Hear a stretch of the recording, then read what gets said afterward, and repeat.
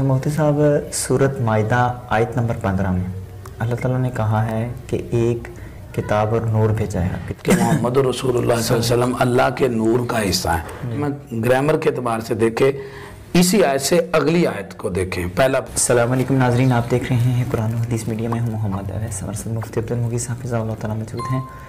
Programme पैगाम रबीउल अव्वल में खुशामदीद कहते हैं। आज हम मुफ्ती साहब से क्वेश्चन करेंगे। अस्सलाम वालेकुम मुफ्ती साहब। वालेकुम अस्सलाम व रहमतुल्लाहि व बरकातहू। अच्छा मुफ्ती साहब, सूरत माइदा आयत नंबर 15 में अल्लाह ताला ने कहा है कि एक किताब और नूर भेजा है आपकी तरफ, तो इससे तो अल्लाह के नबी सल्लल्लाहु अलैहि वसल्लम मसलन के किताब कुरान मजीद और अल्लाह के नबी सल्लल्लाहु अलैहि वसल्लम नूर हो रहे हैं, तो आप कैसे कहते हैं कि अल्लाह के नबी सल्लल्लाहु अलैहि वसल्लम नूर नहीं है? इससे वजाहत कीजिए।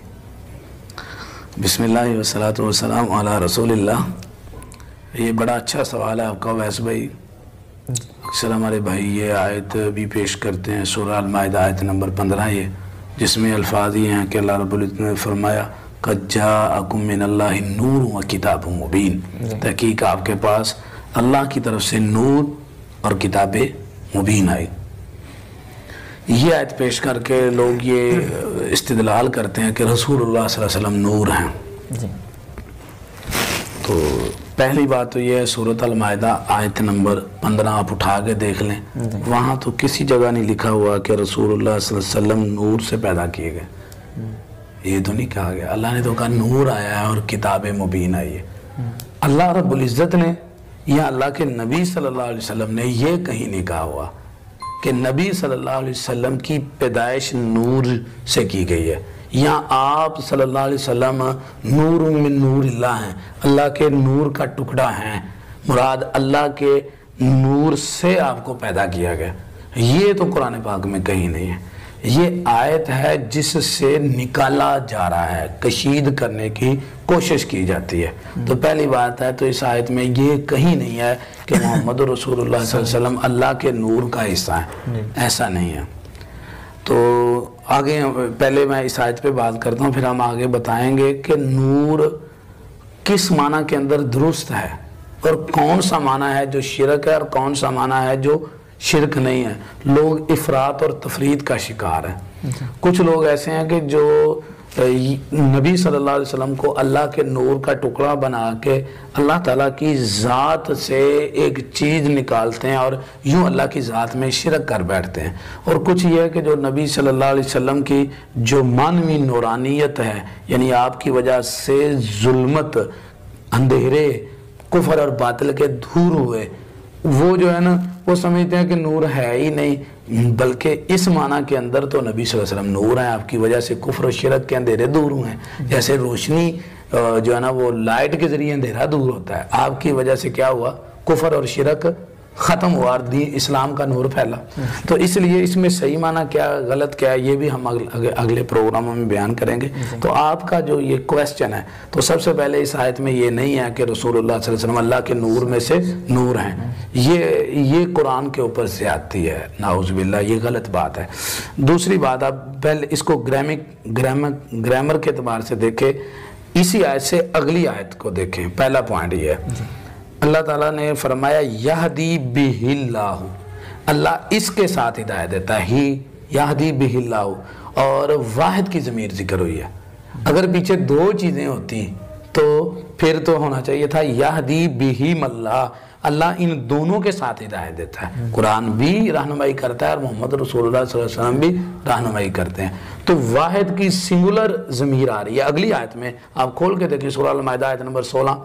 तो पहली बात, ग्रामर और सीगा ज़मीर जो है वो इसकी जो है ना इस बात की तायीद नहीं करती कि यहाँ दो चीज़ें हैं, बल्कि ये अतफ जो है ये तफसीर के लिए है।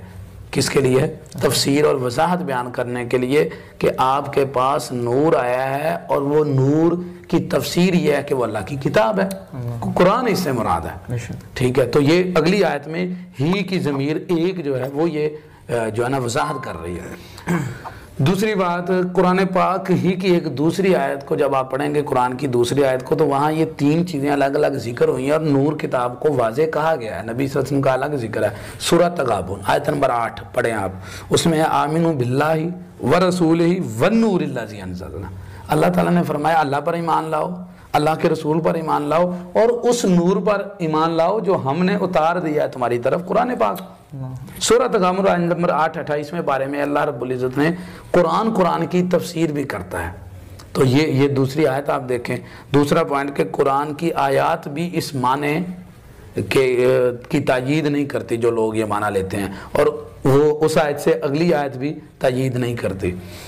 تیسری چیز یہ ہے، اس کے اندر پوائنٹ یہ ہے کہ جو ہے نا وہ بریلوی مکتبہ فکر کے امام گزرے ہیں احمد یار خان نعیمی، مفسر ہیں قرآن کی، انہوں نے تفسیر کی ہوئی ہے۔ آپ ان کی تفسیر اٹھا کے دیکھیں سورہ المائدہ کے اندر، انہوں نے اس کے نیچے جو فائدہ لکھا، اشیاء لکھا ہے، اس کے اندر لکھا ہے انہوں نے جو مفسرین نے لکھا ہے بریلوی مکتبہ فکر کے، وہ لکھتے ہیں کہ رسول اللہ صلی اللہ علیہ وسلم کو نور کہنے کا جو مطلب ہے وہ یہ ہے کہ آپ کی وجہ سے اندھیرے کفر و شرک کے دور ہوئے اور اسلام کا نور پھیلا۔ وہ تو اس معنی میں لے رہے ہیں، یہ تو کسی مفسر نے لکھا کہ نور میں نور اللہ ہے، تو یہ قرآن کے معنی کے اوپر زیادتی ہے۔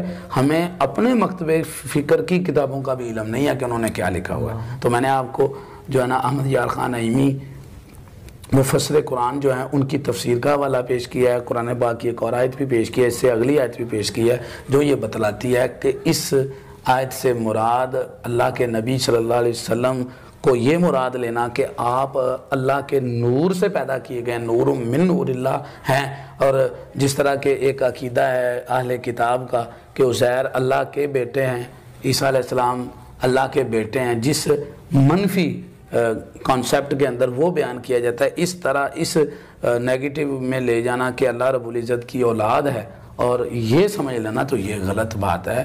اس کی مفسرین میں سے کسی نے تائید نہیں کی، یہ لوگوں کے زبان میں چلتا پھرتا عقیدہ ہے، اور اہل سنہ والجماعت کے جو امام اور مفسرین ہیں وہ بھی یہ نہیں لکھتے کہ آپ اللہ کے نور سے پیدا کیے گئے ہیں، یہ وہ نہیں لکھتے، یہ عوام کہتی ہے۔ اس لیے عوام کا نظریہ نہیں ہوتا، نظریہ علماء کا ہوتا ہے، تو علماء جو بھی ہیں وہ الحمدللہ وہ اللہ رب العزت کے ساتھ، اور وہ اس طرح جو ہے نا وہ واضح بات جو ہے نا وہ نہیں کہتے۔ بہت شکریہ جی ناظرین، اللہ تعالیٰ ہمیں سمجھنے کی اور عمل کرنے کی توفیق عطا فرمائے۔ اگلے پروگرام میں پھر حاضر ہوں گے، اللہ حافظ۔ دعوت قرآن و سنت اپنی یہ پہچان ہے۔